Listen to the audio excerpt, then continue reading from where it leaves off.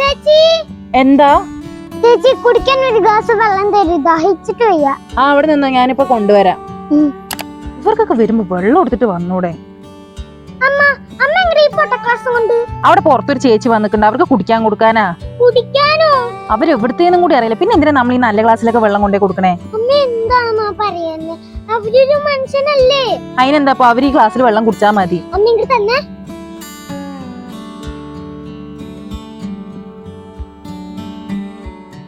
അമ്മേ വെള്ളം ഇത് കൊണ്ട് ചേച്ചിക്ക് കൊടുത്തേ. ഇതാട്ടോ വെള്ളം.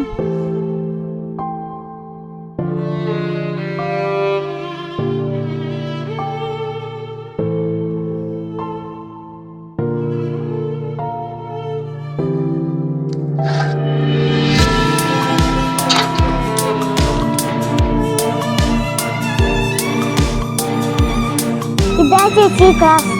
ശരി.